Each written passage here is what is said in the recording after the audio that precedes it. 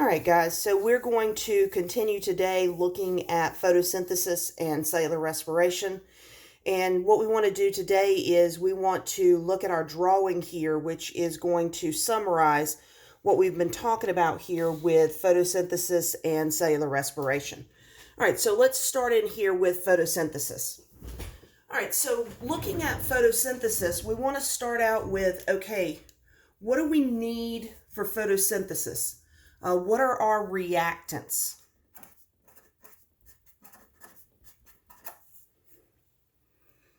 All right, so photosynthesis needs three things to start with. First off, we need an energy source. And that energy source here is going to be the sun. So we need solar radiation.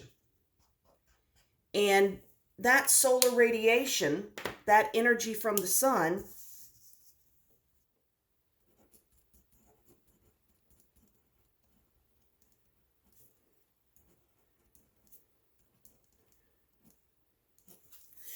is able to be trapped in the plant because the plant has chloroplast, and specifically because those chloroplasts contain chlorophyll.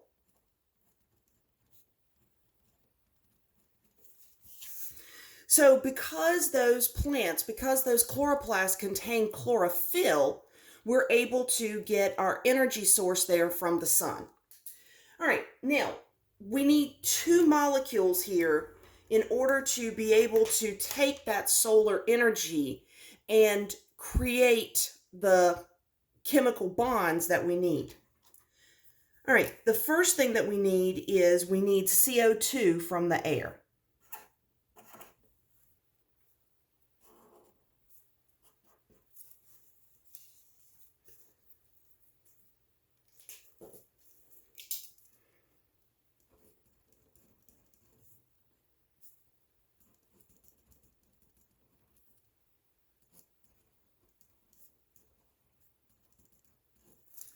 The other thing that we need is we need H2O, we need water.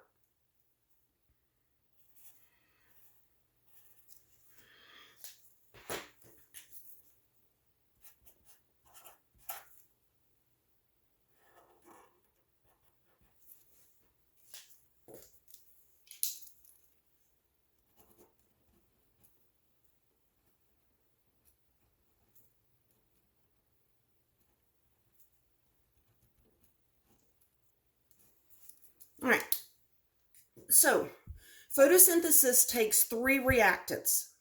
You have to have your energy source, and that energy source is coming from the sun. You've got to have your carbon dioxide that's coming from the air, and you've got to have your water that's coming from the soil. Now, all of this is going to meet up in the leaf, in the chloroplast, and it's going to get changed into our larger molecule here. So let's look at our products, at what we're producing.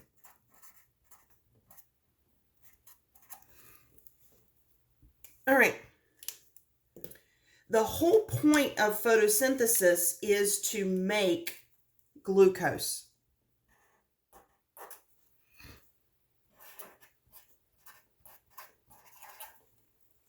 And that is our star.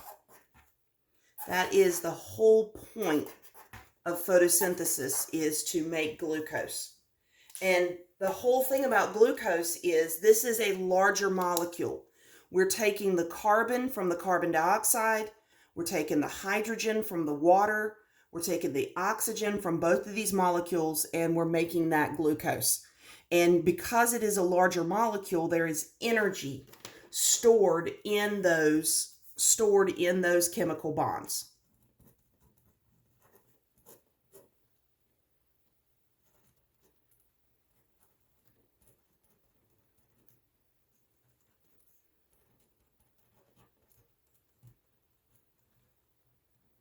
So that glucose molecule now can be used at any point by that plant, day, night, summer, winter. It can be used by that plant for growth, for repair, for all the things that the plant needs to be able to survive. When we make glucose, though, we need all these hydrogens, we need all these carbons, but we end up with extra oxygen molecules. And those extra oxygen molecules are released into the air.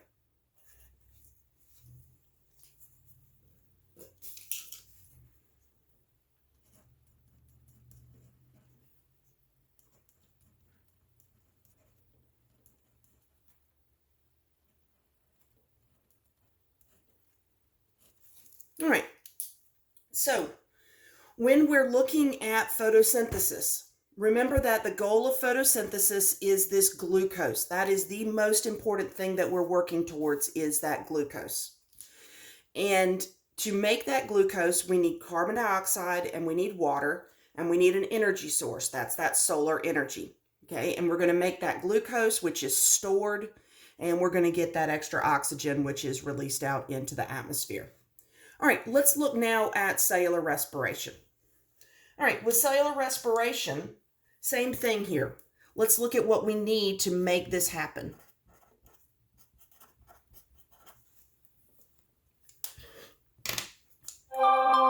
Well, the first thing that we need for cellular respiration to happen is we need oxygen.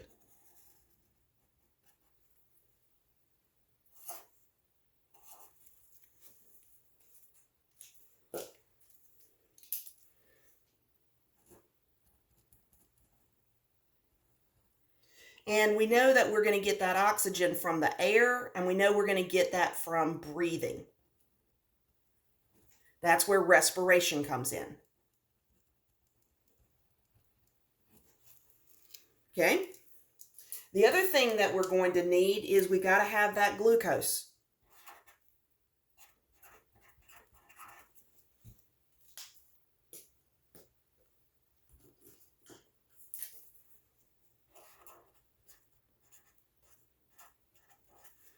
And that's going to come from eating.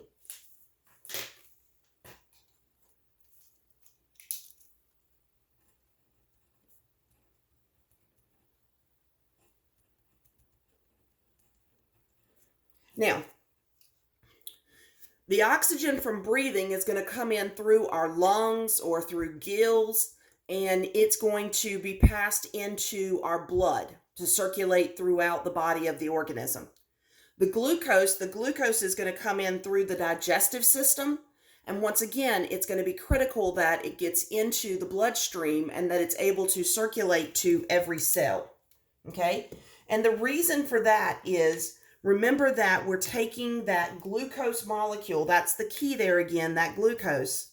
That glucose molecule is going to be broken down, and the result is going to be energy.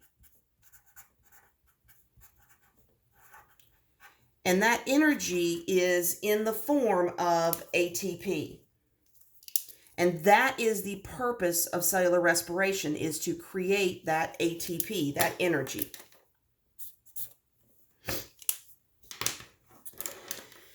Once we break those bonds open, we're going to release the products out to the atmosphere. All right, so our products that we're going to see here is that carbon,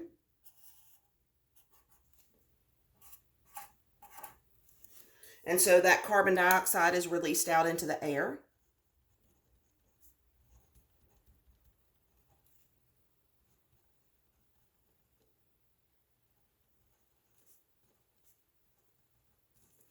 And the other thing that we're going to have released is we've got to get rid of those hydrogen molecules. And that's going to be that water vapor.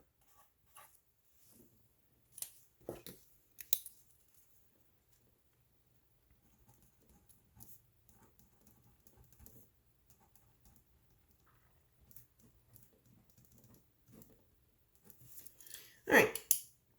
So as we look here, notice that we've got in photosynthesis, we've got cellular respiration, and photosynthesis, we've got opposite products and reactants here.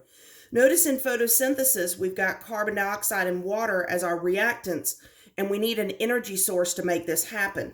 In cellular respiration, we're releasing carbon dioxide and water, and we're releasing that energy that was trapped in that larger molecule. Notice here that for cellular respiration, the glucose and the oxygen is what we need to make this start so that we can release the energy. In photosynthesis, the energy was used to create glucose, and you get that excess oxygen. All right, thanks, guys.